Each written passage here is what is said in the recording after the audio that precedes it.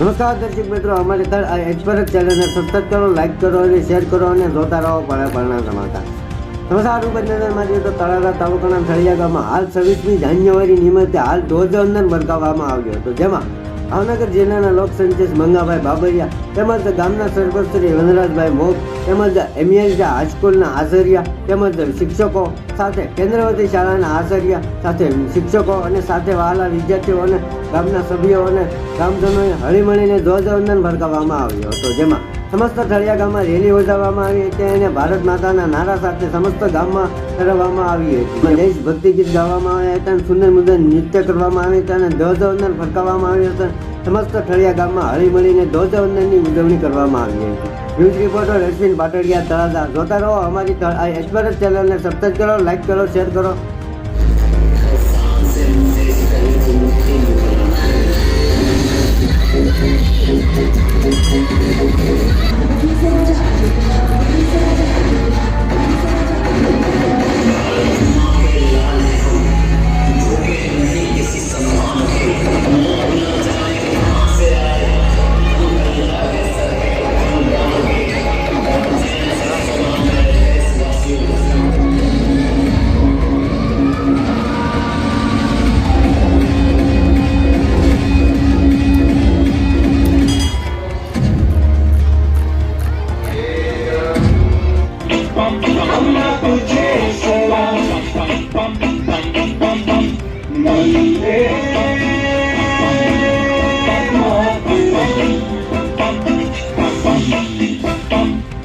आओ बच्चों, तुम्हें दिखाए झांकी हिंदुस्तान की, इस मिट्टी से तिलक करो, ये धरती है बलिदान.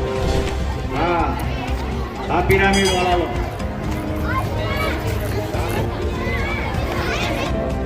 આજે 26મી જાન્યુઆરી 2025 પ્રજાસત્તાક દિવસના આ કાર્યક્રમમાં પધારેલા આપણા થળિયા ગામના માજી સરપંચ અને ભાવનગર જિલ્લા પંચાયતના સભ્ય શ્રી મંગાભાઈ બાબરિયા તેમજ તળાજા તાલુકા પંચાયતના સભ્ય શ્રી વનજીભાઈ ગણ તેમજ અમારા થળિયા ગામના ઉપસરપંચ શ્રી ભરતભાઈ તેમજ થળિયા ગામના તમામ સભ્યશ્રીઓ, ગામના તમામ વડીલો તેમજ ગામમાંથી પધારેલા તમામ યુવાનો મિત્રો તેમજ આપણા બંને સ્કૂલના આચાર્ય શ્રી વિજયભાઈ તેમજ દિનકરભાઈ અને તમામ શિક્ષકગણ, તો આજના કિંમતી સમય આપીને બધાએ જે હાજરી આપી છે એ બદલ આજના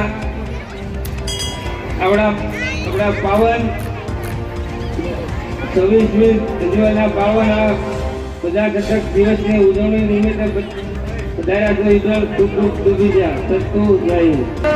માતા કી. આજે 26મી જાન્યુઆરી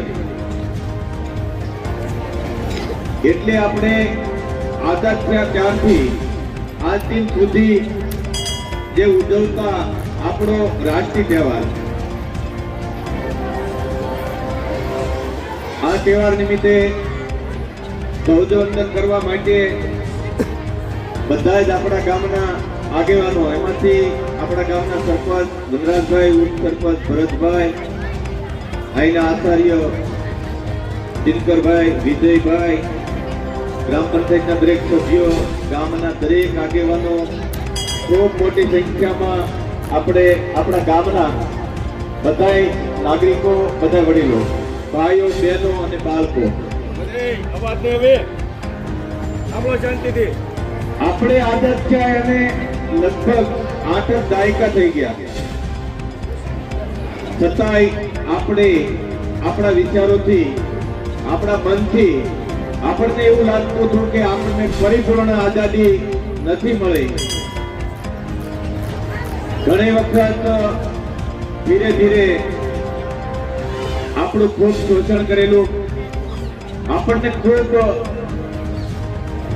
આપણને અંગ્રેજો વખતથી આપણું જબરદસ્ત શોષણ થતું, ત્યારથી આપણને આપણા જે આ શહીદો આપણી માટે શહીદી આપી અને આપણને આઝાદ કર્યા.